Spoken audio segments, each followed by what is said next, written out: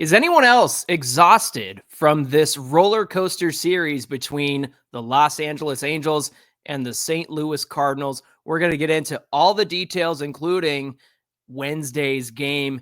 You're locked on with JD and Jon, and this is a Locked On crossover edition of Locked On Angels and Locked On Cardinals.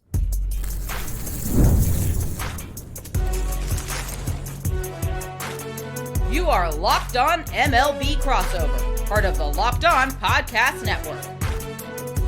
Your team every day.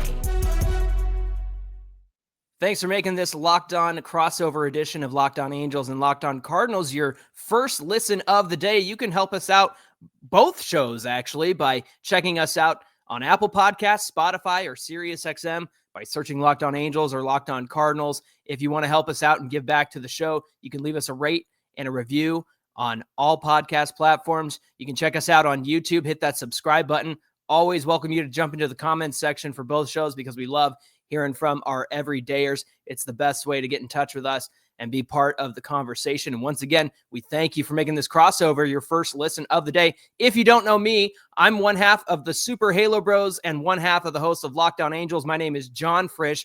I have that show with my brother Mike Frisch, and we've got JD over at Locked On Cardinals. For those of you who are usual Locked On Angels everydayers and haven't checked out Locked On Cardinals, you should, because even if you don't follow the team, JD's got a great show. JD, I'm looking forward to this crossover, my friend.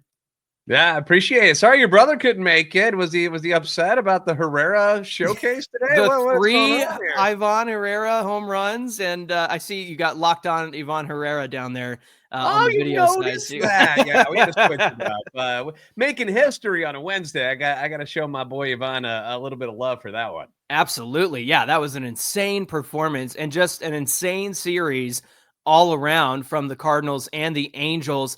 I think a little bit of unexpected performance from the Angels for fans of other teams, including the Cardinals. But man, coming into this season, I had some confidence that these guys made the right moves in the offseason. Not a lot of flashy moves, not a lot of big moves, but the right moves. And we'll talk about where these teams stand a little bit later on and say nice things about one another, because I love saying nice things about other teams, because at the heart of it all, we're baseball fans. We like good baseball, and this series was full of good baseball. JD, let's talk about this series finale that ended 12-5 in favor of the Cardinals. Why don't you hit us with that?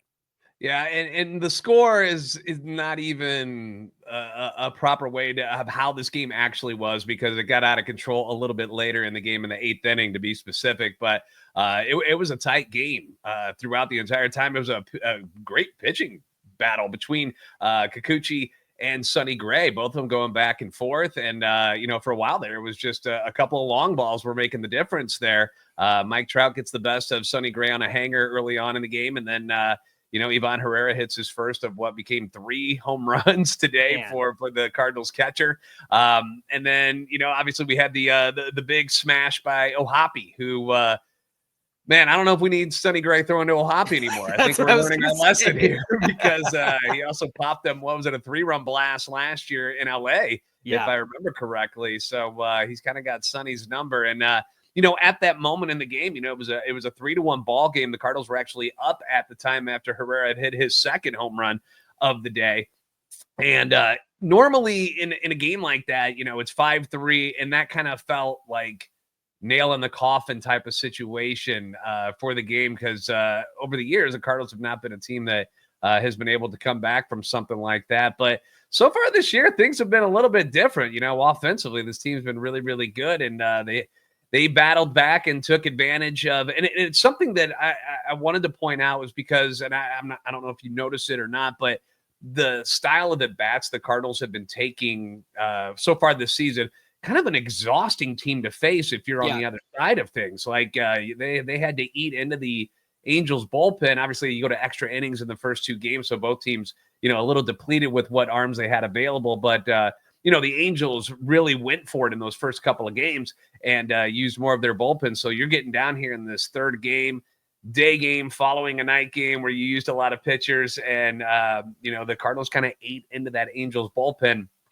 finally able to take advantage with a a couple of bunts Right. to get it going in that eighth inning, which was the deciding factor. And eventually, Herrera with the big smash that ends up putting it out of reach. But overall, just an incredibly entertaining series by both teams, going to extra innings in the first two. Yeah. Very exciting baseball. For the most part, well-played baseball. Sure, you're going to have your walks, you're going to have your miscues and stuff, but it was enjoyable to watch, even though the Angels win this series. The takeaway from this, people are going to look at 12-5, Herrera's big day, but the Angels took 2 of 3 in St. Louis, and they earned those victories. I was very much impressed with the way the Angels were able to play and how well their bullpen held up until that third game. Right, running out of arms to use on the road, but the Angels are 4-2 on this opening road trip. They've got 3 games against Cleveland starting Friday, and then they're back out on the road again. There was a weird situation where they're going to Tampa next week because of their stadium issue.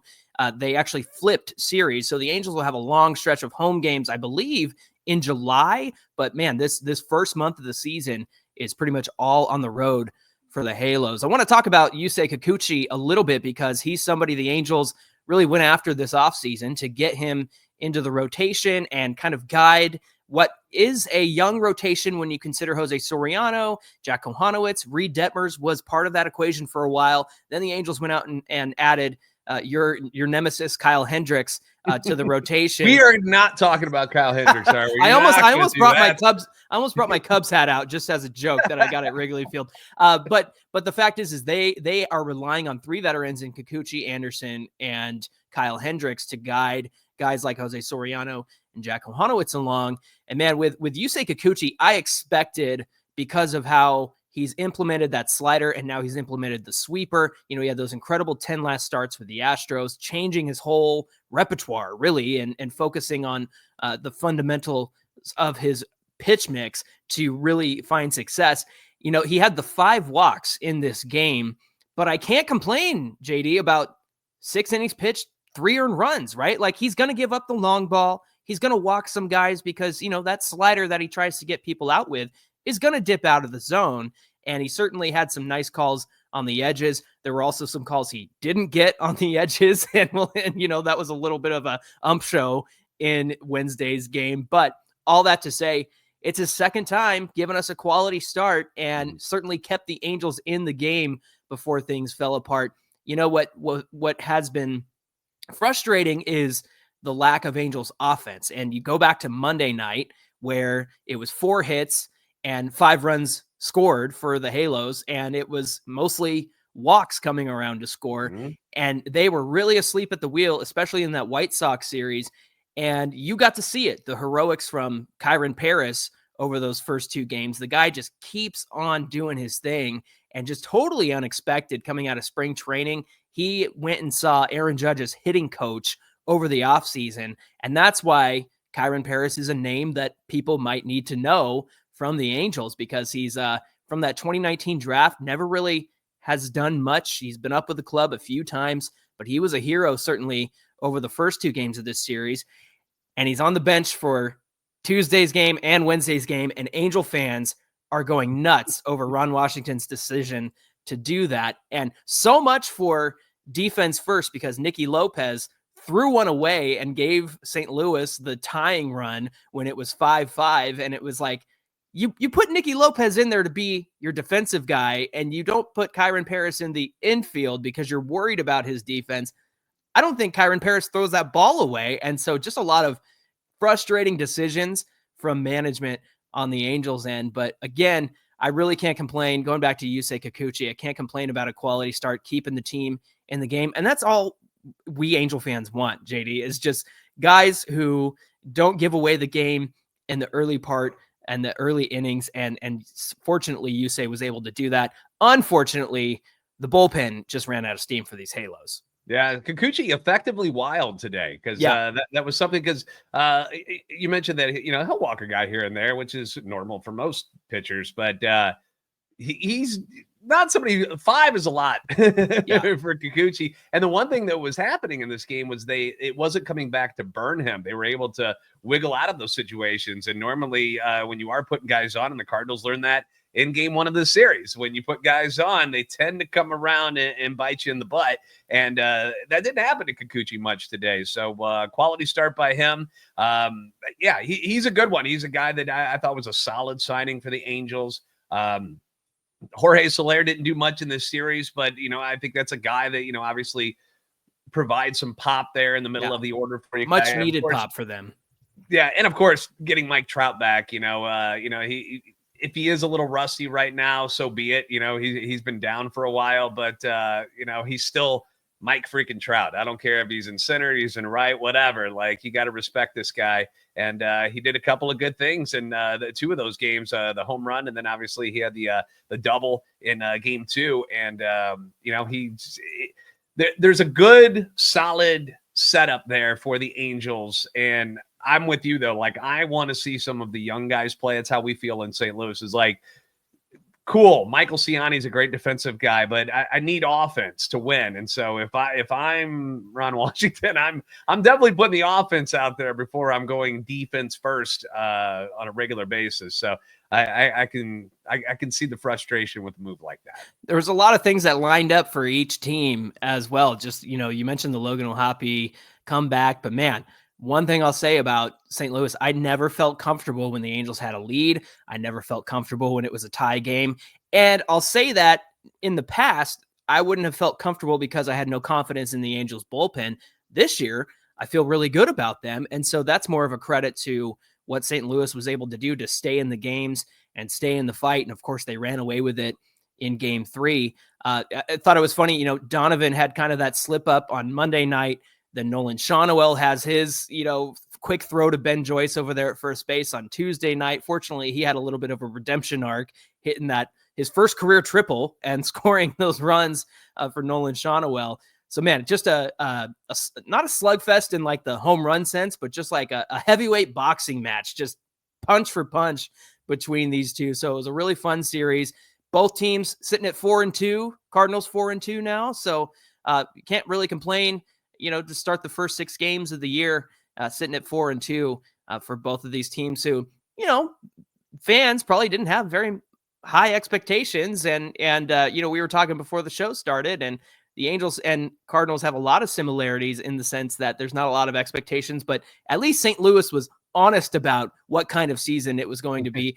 All I've heard over the last 5 years from the Angels is, we're going to be competitive. We're going to be competitive. Well, you gotta walk the walk if you're going to talk the talk. And so hopefully the Angels can still stay competitive. I like the moves that they've made. And I really enjoyed this series between the Cardinals and the Angels. Hey, we want to thank you for making this Locked On crossover edition of Locked On Angels and Locked On Cardinals your first listen of the day. When we continue our conversation, we're going to be talking about the good and the bad from both the Cards and the Halos. And we'll get into that in just a minute.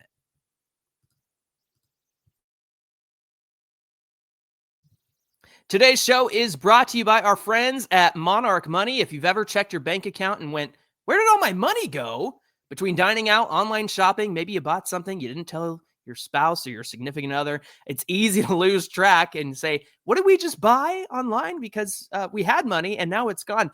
That's where Monarch Money is going to come in and be your personal CFO, giving you full visibility and control over your finances. It's not just a budgeting app. It's a complete financial command center with buttons and levers and all of that good stuff.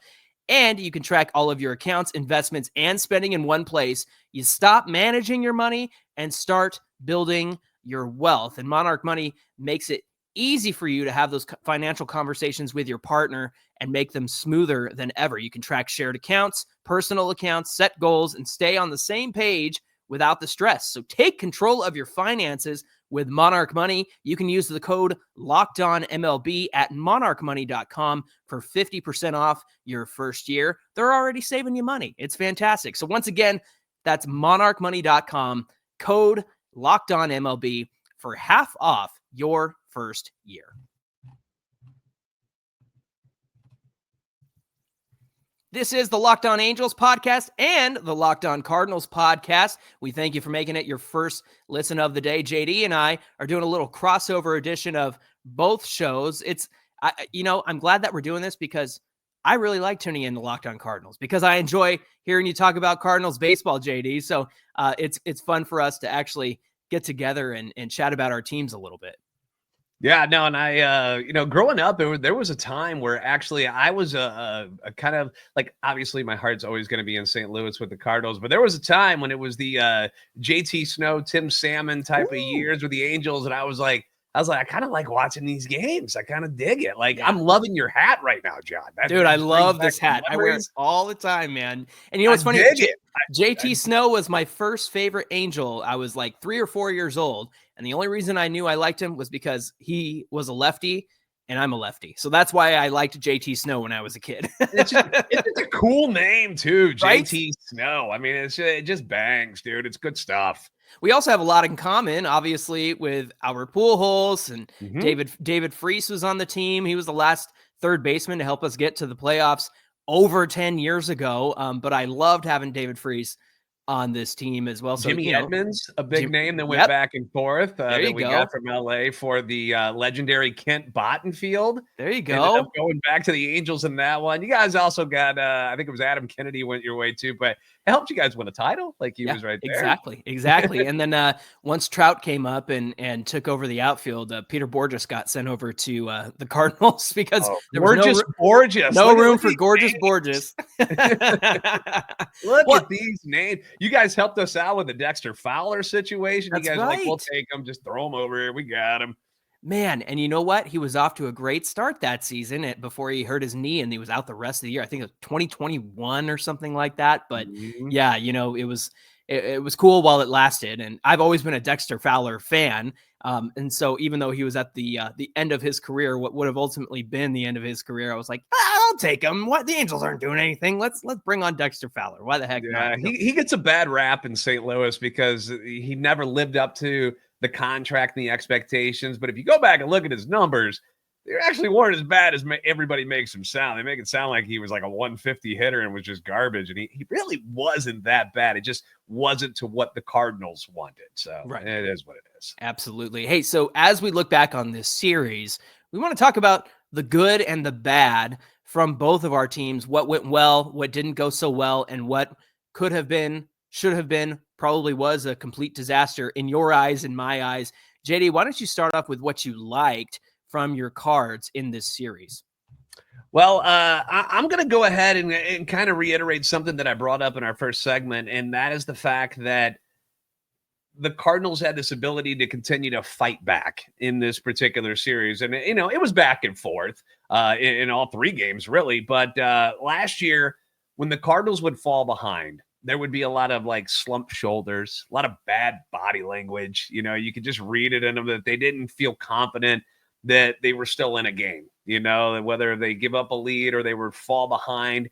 And you just could already sense that it was kind of over. How I mentioned, like after Ohapi hits the grand slam in Wednesday's game, and you could just sense, like you could see it online. Cardinals fans are just like, same old stuff. We're done. We're toast. We suck.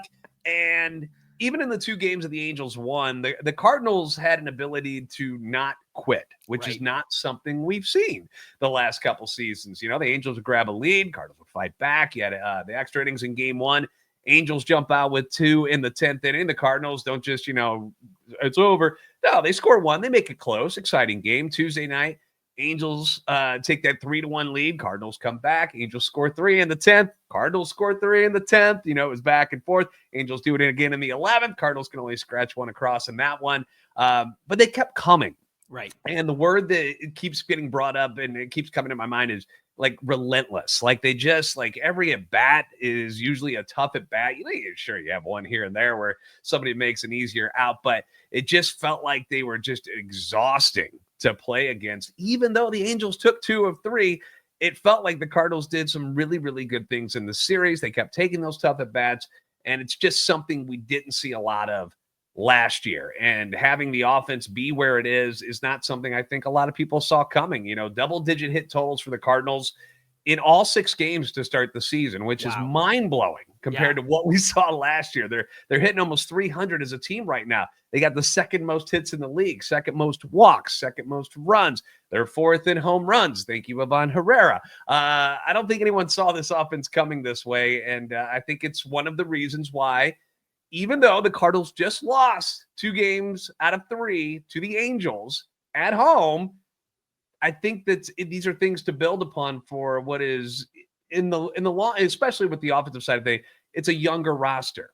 outside of Nolan Arenado and Wilson Contreras, not a lot of veterans in the hitting part of it. Right. It's a lot of young guys. So I think Cardinal fans should be happy about that. That was the good stuff I noticed. It's funny that you said that, because I feel the same way about the Angels. You go back last year, I would say even the last 5 years, JD, they don't win those games on Monday night and Tuesday night. This version of the team wins those games because, again, like you mentioned, it was like a relentless Angel team, and they've ditched a lot of the guys who've been anchors around this team for years. I mean, you got to see a little bit of, some long relief from Reed Detmers. I think it was Monday through 40 pitches. A year ago, that's Jose Suarez. And the Angel fans are not fans of Jose Suarez. Now he's with the Braves. I picked up on that. Yeah, no kidding. And so future St. Louis Cardinal Reed Detmers got to get into the game and pitch 40 pitches. He's out of the bullpen right now. And, it came down to a battle between him and Jack Kohanowitz. They chose Kohanowitz for the rotation. I'm fine with that. I think that's a good decision. The guy is the definition of pitch efficiency, gets a lot of ground ball outs, gets a lot of fly ball outs.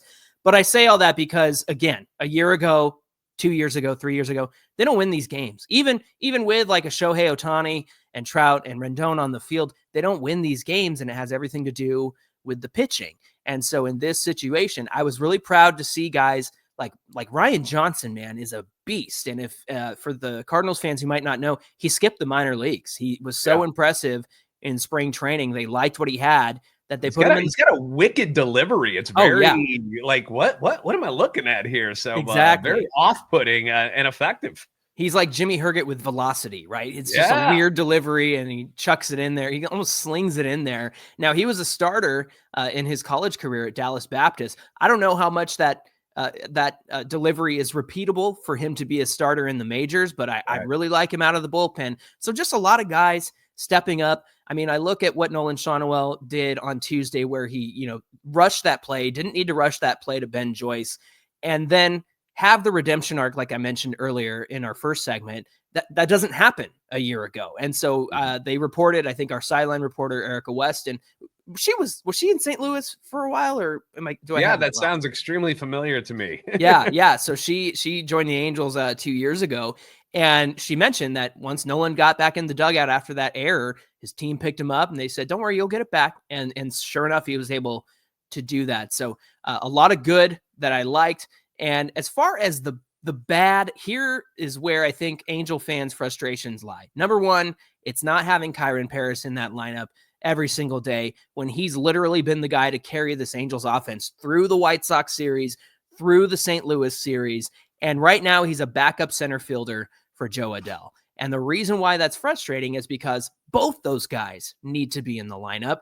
And the Angels have been running out, they've been running out Kevin Newman and Nicky Lopez and Tim Anderson. Kyron Paris can play the infield. He has played the infield. They want him to work out in center field. Joe Madden. Ron Washington is kind of sitting there with his arms crossed saying, nope, he's my backup center fielder. He's playing center field. He's not going to play the infield. And I understand that Wash is the infield guru, but man, you don't have the luxury to not have Kyron Paris's bat in this lineup. So that was something that I was disappointed with in this series. Also, the fact that, they relied on Ian Anderson and Brock Burke and Reed Detmers to get through that exhausting last game of the series. They didn't make any moves to replenish that bullpen. They kind of said like, no, we got it. And on one hand, you can respect that. On the other hand, I'm like, you could have optioned somebody and brought somebody in for the day, but it is what it is. I was getting greedy. I wanted a sweep, but I'm happy to take 2 of 3. And really that's what it comes down to for our Halos. They got to win 2 out of 3 in these series like this. Now for the bad, JD, what was disappointing to you in this series? Number one, that Kyle Hendricks plays for the Angels. It's the only time that we play each other, and Kyle Hendricks gets the start, of course. And we knew it. We knew it this offseason. When he goes to LA, the first thing we did was check the schedule, and we're like, second series, he's going to go against him, Indy. He's going to do it at Busch Stadium. And he's going to be a pain in the arse. Once again, I don't know what it is about him. He triggers me more than any pitcher in all of baseball because he absolutely owns the Cardinals. It is the most frustrating thing to watch, to see him go up there and just lay up 86-mile-an-hour cutters and 78-mile-an-hour, like little lollipop curveballs. And the Cardinals can't do anything with it. Like, it just doesn't work. They don't know how to beat him. It's unbelievable. So the fact that hopefully, here's what's going to happen too. If something, some way, somehow, you guys need to make a deal and it involves Kyle Hendricks, you're going to send him to somebody that's going to play the Cardinals again. And then he's going to pitch against us again. And you're going to be those guys. And I'm going to be so mad about it. And John, you're going to hear about it. And you'll never cross over on the show ever again. I'm going to call you to bitch, moan, and complain about it. But outside of that, as far as on the bad side for the Cardinals, extra innings was a little rough. A lot of damage with in 2 strike counts with 2 outs, which I still want to give credit to the Angels for just taking good at-bats in those situations. But on the Cardinals side of things, you're hoping that doesn't happen, that you're not giving up, big hits in those situations anymore. Like everything that happened against Roycroft in the 11th in Tuesday's game was with 2 outs. Like, it was like, oh, we're almost breezing through this. And then all of a sudden 3 more go on the board for the Angels. So you want to clean that up a little bit. Sonny Gray, outside of those 2 bad pitches to Trout, no Hoppy, pretty darn good. But the home run ball is something that has been a problem for Sonny Gray. He comes over from Minnesota where he didn't give up a lot of home runs. And as Cardinal fans, we were like, all right, cool. Somebody will keep the ball in the yard. And he gets shelled and gives up as many home runs that he's ever given up in a season last year in a pitcher's ballpark too. Mind you, Busch Stadium is not where the ball flies very well. So, and then this spring, he got hammered and gave up, I think it was a league high 8 home runs in the spring. He's already given up 3 now in his first 2 starts. And it's something that hopefully he can figure out to keep the ball in the ballpark. But 9 Ks in today's game. So I don't want to bash him too much. And I'm sure, that situation, fans are going to say, why didn't Ali pull him? Like, why did he leave him in? And I know Ali is going to say something to the fact, I didn't see his post-game press conference yet, but that he's going to say something to the fact like, well, he's our number 1 guy. That's our dude. And I went out there and he said he was good. So I'm going to trust him. And I just feel like fans, and I think this might be a good advice for both of our fan bases, is that our managers are kind of playing the long game. We're not going to start benching people after 5 starts. You're not going to start yanking people for mistakes just yet. Like, this is a process for a lot of these young guys, which, you bring up, the one kid that isn't playing every day yet, that's probably very disheartening, because you're like, well, if we're not going to be in contention for something, let these guys make mistakes right now. Let them grow. Let them learn on the job instead of sitting on the bench and not doing anything in the field. So I think, in the situation like that too, like if he pulls Sonny Gray and then the next pitcher gives up a big hit, then you're mad because he pulled Sonny Gray. It's kind of a no-win situation.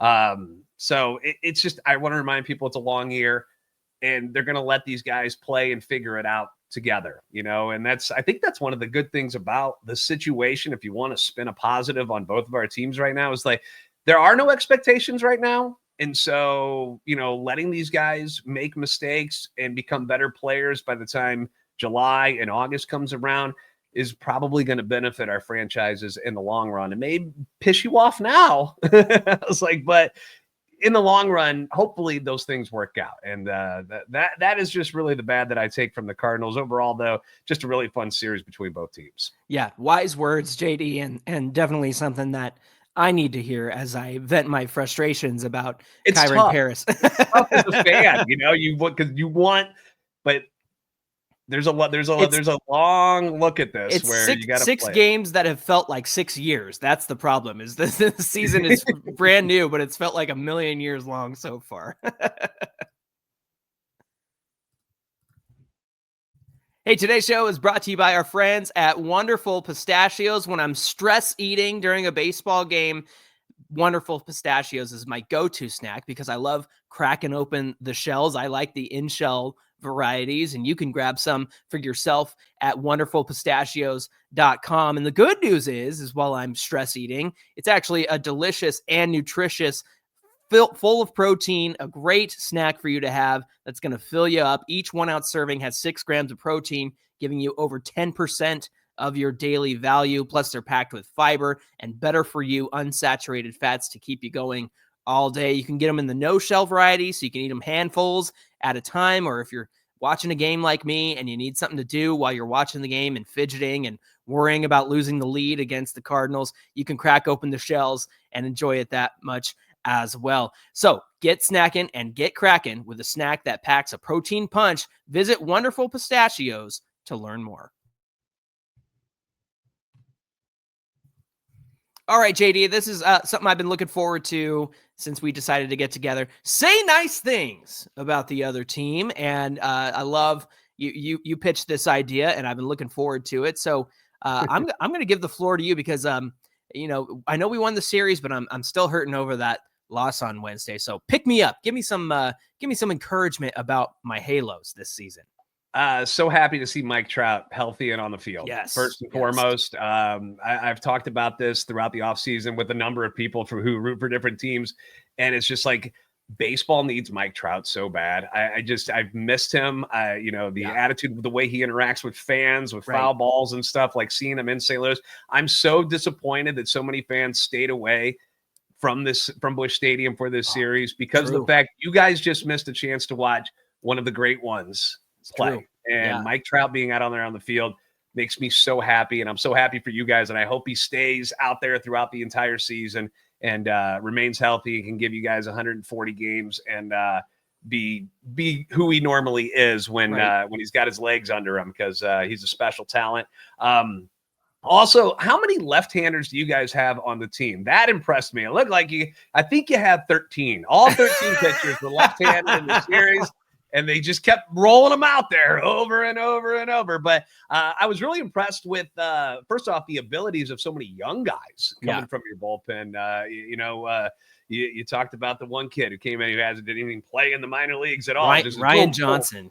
Just comes in. Obviously, Joyce coming in, throwing 104 is always a fun thing to watch, even if you're on the other side of it. You're just like, after Hendricks is throwing 86, then you get to watch Joyce throw 102. I tweeted that, or actually whatever they call them. Like, can you imagine how fast that looks after seeing Hendricks for 6 innings? And then this guy's going to come in and just throw smoke past you. Like, not an easy task. So I was impressed with that.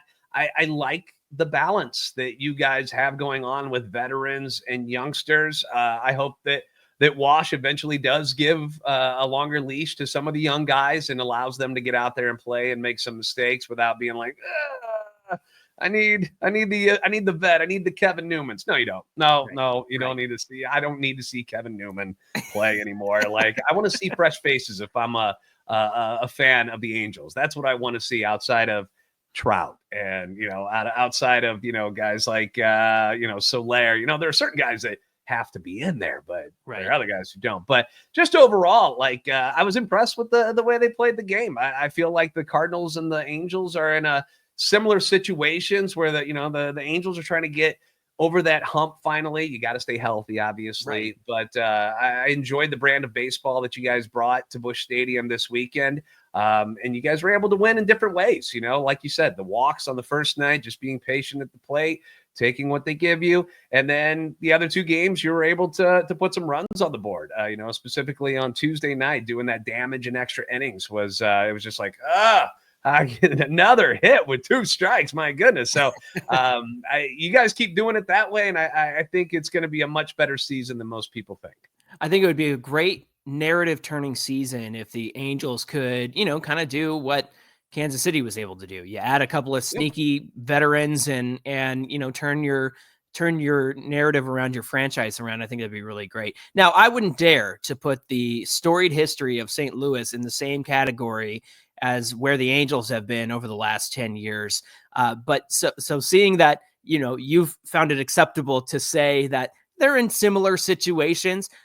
So I am going to roll with that. And with that said, I think it's cool to see that Nolan Arenado is still being treated like a threat, because every time that he came up to bat, the Angels, they put him on, they dance around him. It was always him coming up in clutch situations, and he was coming through. And for as much talk as there was of, well, St. Louis is trying to get him out of there and trade him to another team, and he ends up staying. I mean, I think it's great that he's actually, performed the way that he's done. And, to be a little bit older, maybe a little bit slower, the bat speed, the extra velocity's down year over year and whatnot, but he's still a threat. He's still Nolan Arenado, kind of like Mike Trout is still Mike Trout. He's not been on the field. He's been injured a lot. And so that's how it goes. But the fact is that Nolan Arenado continues to be a threat. And I hope that for his sake, he can be healthy and put up the typical numbers that he's able to put up, that he has a better season than he did a year ago. And on that note, there was no quit in the Cards this past series. These guys stayed in it. Anytime I thought the Angels had a lead and it was like, okay, we just got to cruise to the end, the Cardinals got right back in it. So there's a lot of fight in this team. I'm excited to see, where Walker goes this season over a full season. Such a, he I didn't realize he's 22, 23. He looks like, He looks a lot older than that for some reason to me. It feels like he's been around for 15 years, but it's, he's been the starting right fielder for 3 years in a row, and nobody would guess that. But it's been a turbulent career for him so far, just up and down and up and down. And this is the year where they're finally saying, "Look, you're not going down anymore. It's done. This is your job. Go out there, play freely, and enjoy." And I appreciate the kind words, because the Cardinals are doing it with a lot of guys, and against the way the Angels are too. Like a lot of guys that maybe a lot of people around baseball aren't familiar with yet. Right. But you could see some of these guys that they've taken in the first round making some really good impacts early on in the season. And it's something definitely I think that both organizations can grow from here in the early going. Both of us 4-2, man. We got to love that. High five to you, brother. Absolutely. Right back at you. Hey, thanks for making this crossover edition of Locked On Angels and Locked On Cardinals your first listen of the day. Hey, JD, when you pick it back up again over on Locked On Cardinals, what are you going to be talking about in your next show? Finally, the streak, if you will, of Contreras and Mason Wynn is finally over, as they finally snap and become actual big parts of this victory on Wednesday. And obviously, we're going to preview what's going on this week. And the Cardinals finally hit the road for the first time, heading to Boston for some chowder. Taking on the Sox this weekend. So we'll be chatting about that. You get a look at Christian Campbell, who just signed that 9-year extension. Good for him, man. A lot of young guys getting rich quick, but it's the smart thing to do, because when they get to that free agent year, you see where the market goes for those guys. So with our teams, maybe we got to start thinking about signing some of these younger guys, lock them up. I got to wait till Rendon's off the books. Then we can start locking them up over here in Anaheim. When Mike and I get back together for Locked On Angels, we'll be doing a fan mail Friday. So if you're an everydayer for Locked On Angels or for Locked On Cardinals, you want to send some questions our way, feel free. We'll be doing a fan mail Friday on Locked On Angels. JD, this is a lot of fun, man. I'm so glad we got together. Yeah, great talking to you, John. Tell Mike I said what up. Will do. All right, friends. We hope you'll come back and join us on Locked On Angels and Locked On Cardinals. JD, I'm going to try this with you because Mike and I do it every show. I'm going to say, my name is John, and that's my friend JD. And you say, and I'm JD. And I'm JD. And that's my friend John. And that's my friend John. We'll get it together. We'll get it. All right, friends. We hope you'll come back and join us. Until then, we'll see you back here on Locked On Angels and Locked On Cardinals.